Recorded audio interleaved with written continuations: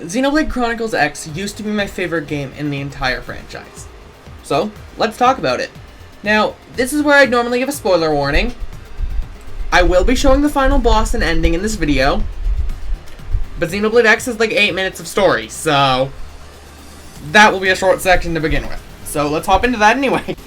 Look, I'm just going to discuss the plot with no fancy transition because Earth explodes, you end up on Mystery New Planet, go find Lifehold Core. That's the plot. That's pretty much it. A lot of the game is done through characters and side quests, so we're going to be talking about those instead. The cast is quite interesting, because you essentially have 2 party members and a blank slate avatar, leading to the protagonist not really acting as the protagonist. So, first up, our acting protagonist, Elma. Honestly, Elma's not that special, and she's one of the weakest Xenoblade protagonists. I'd say the only one she's better than is Rex, but that's personally, I think Rex is just really weak in all regards. Compared to Elma, who, she's decent. I think she'd be a really good protagonist, and probably better than Noah if she was in a game that was focused on the story. Don't get me wrong, the story is my biggest problem with this game, but that's a whole nother issue. But I do really like Elma. She's fine, she's a good character, and a good party member to have. Now, let's talk about the actual protagonist. Perhaps this reused piece of artwork isn't very accurate. There we go. Much better. But Cross is quite literally just a blank slate avatar. One of the coolest parts is the male voice has an option that actually is Adam Howding, Hulk's voice actor, which is pretty cool. But Cross pretty well says and does nothing of note in the plot, aside from forcing you to play as Cross in all story missions. So, if you want to play as someone that isn't Cross, don't. The game also doesn't tell you can play as people that aren't Cross, like, straight up. They're also forced to be in the party at all times. Yeah, Cross has a lot of gameplay restrictions. But thankfully, they work with a quite similar system to Xenoblade 3's class system, where you can equip any skills you want. Because you can. Basically, play as any class you want with this game's skill tree, class tree thing. It's neat. The last member of Team Elma, Lin Lee Ku. Honestly, Lin's probably my favorite party member in this game that is forced into the party at practically all times. But I don't have much to say. Aside from the fact they, like, doubled Lin's age in the English translation. Because, of course they did. This game got heavily censored over here. Again, they literally doubled Lin's age from, I think, 13 to, like, 17. I know that isn't doubling, but still, like, they didn't change anything about her personality or her model is the best part. Like, she's physically and mentally still, like, 13. But she's just 17. Like, obviously I'm not one to talk, but I just find that kind of funny that they didn't bother doing anything other than aging her up because they thought that would be inappropriate. After Lin, you just have an assortment of side characters. I don't have much to say on a lot of them, as, to be blunt, despite them getting more screen time than the main cast in terms of quests, a lot of them are still one note, with my personal favorite being Celica. Oh yeah, there's also Tatsu, who's kind of in the party at all times. I don't get all of the hate. He's nowhere near as bad as people make it out for. Like, I don't hate him. Nor was I unhappy when he was on screen. A lot of people make it out that Tatsu's this completely thing that ruins the game. He's more just there. The him being food joke was funny the first, like, 2 times. I don't know. But yeah, most of the, like, other characters, I don't have much to say on. Partially because, honestly, their side quests are, like, the best part of this game. Which should be saying a lot. It's also, like, the only story in the game. None of which actually applies to the main characters. Because of course. This is an open world game.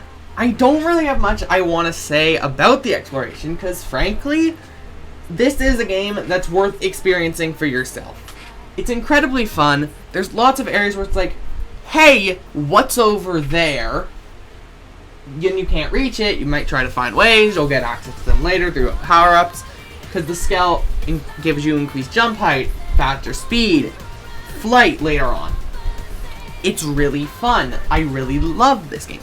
It's also really nice because a lot of the enemies that are really high level are actually docile, or more accurately, they follow the structure of, I'm not going to bother you if you're not going to bother me, which is also really good because there's like level 70 areas right next to the main hub. You spend a good chunk of time in New LA, which at that is really big and really well structured because New LA has this nice little thing where there's a lot of it, but everything you need is in this one section, right?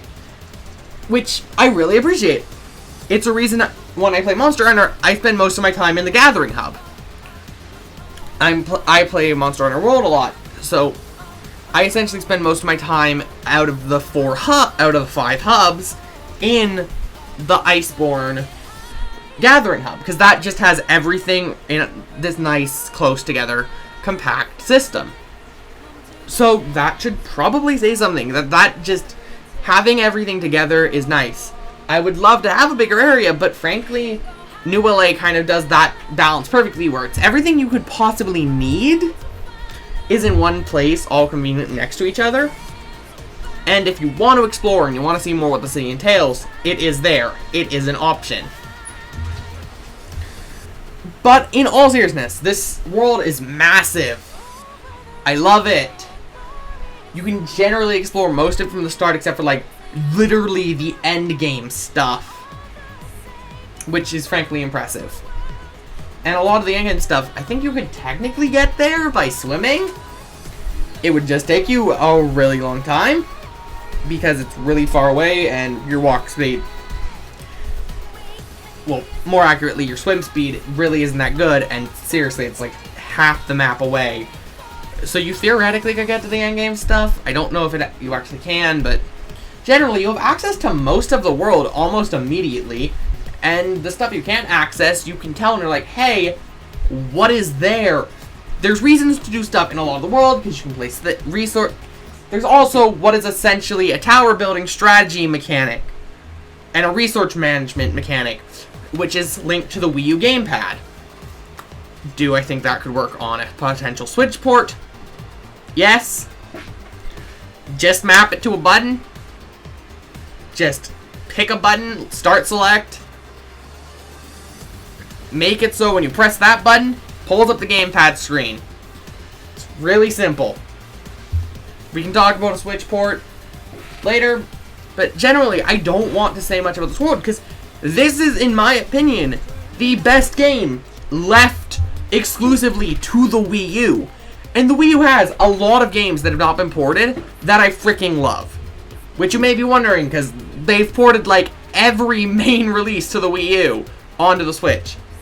But genuinely, out of Wii U exclusives at this point, Xenoblade X is by far the best, and probably the only reason my Wii U is still plugged in. That and not emulation, but like the Virtual Console emulation. Point being, this game is like the best Wii U exclusive now, which should be saying a lot. When the Wii U has a really good lineup just on a really bad console, even though the console isn't actually that bad, no one cares about it. Point being, the exploration is fantastic. Now, next up is the combat. Okay, in my opinion, it has a better combat system than Xenoblade 1. The only problem is, it tells you almost nothing. No, I'm serious. I don't think anyone knows how the overclock system works on your first playthrough, because the game doesn't tell you how it works. The game doesn't really tell you that much about scale building. It doesn't tell you about most of the combat system, I'll be honest. Basically, great system. Really good. I love it. but you will need a tutorial to use it to its fullest. But overall, it's really fun, it's really fast. It has the, you can sever monster parts, which is cool. It's a really neat mechanic. Honestly, I'm realizing, if you like Monster Hunter, this is the Xenoblade game that you should try. And this is coming from someone who loves the entire Xenoblade franchise. Even the weakest entry, in my opinion, is still fantastic, and I still love it. But frankly, this game is absolutely fantastic. The biggest problems with its combat are literally the game isn't very good at telling you certain things. But you can still easily play through a first playthrough and fully enjoy it without understanding overclock. Trust me, I know. It's one of those cases where, as much as I love the combat system, and its flaws is in telling you stuff, you can still enjoy it with a basic understanding of the combat system.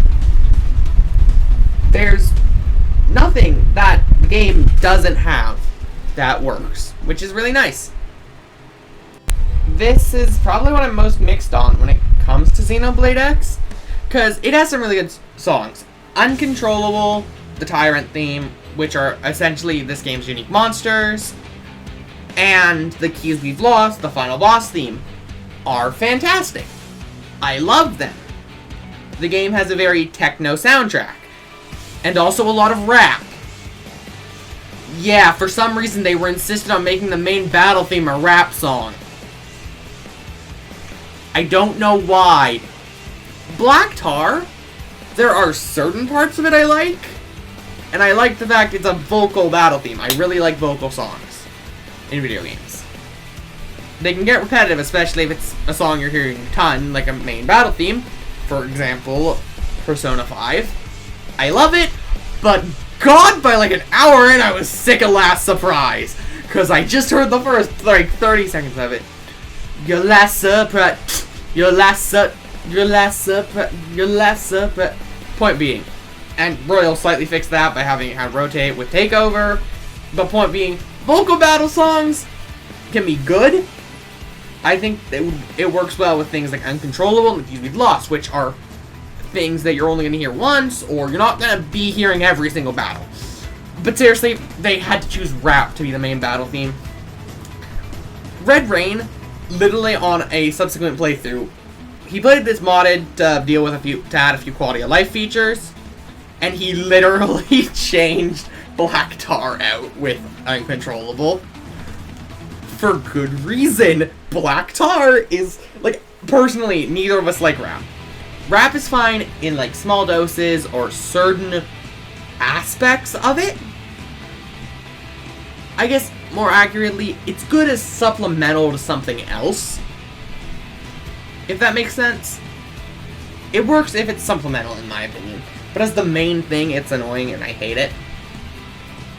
Point being, music is decent, because there's a lot of things that hold it up and a lot of things that hold it down.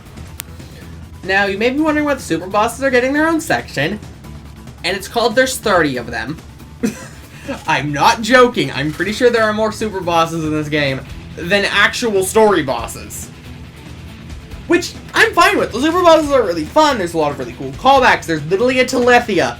You get to fight a Telethia, which is really cool. I really like it. Generally, there's some really neat stuff. But, yeah.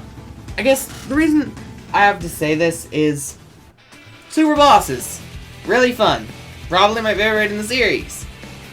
Partially because there's 30 of them. In this case, quality, I don't know. They're decent. They're pretty good quality. And there's a lot of quantity. So it's one of those cases where, like, I think quantity trumps quality in this one very specific instance. But I do freaking love it, so yeah. The final boss is a fun enough fight, albeit a bit frustrating at certain areas. But that is not why the ending gets its own section. The ending has its own section because I hate it. So, let's talk about the actual ending. So after being revealed that Elma's an alien, she and a group of Explorer members look around the Lifehold core to find out it's broken and something has been keeping everyone alive this whole time. Which is slightly foreshadowed by the fact, conveniently, all these different alien races all speak English / whatever language you choose to have as the player, which is just kind of weird. But this is found out, and we go to credits. I think this is post-credits. Either way, it's discovered the Lifehold core doesn't work. Then we transition to a beach, and basically to the Epithet Erased Season 1 ending, where some random dude washes up on shore, this being the deceased Lao, who's now alive. Because, yeah, that's the end. We're never getting an X2. The game ends on a cliffhanger. We're never getting a sequel. My best hope is we get a Switch port, which has an epilogue that actually answers this question. But at this point, I don't even think X is getting ported to the Switch, because clearly no one has intent to do so. Yes, this whole debacle quite literally puts X, like, down an entire peg for me. I don't get why, and it really bothers me. Which, again, really sucks, because I love X. But then, just not getting an ending, or the one you get isn't conclusive, sucks. And the worst part is, the game has a good enough ending if it didn't choose to have a post-credits scene. The post-credits scene ruins everything. And it sucks.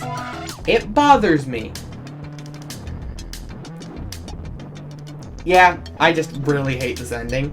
Not because the ending itself is bad, but because someone insisted on never getting this game a sequel and making the ending a cliffhanger.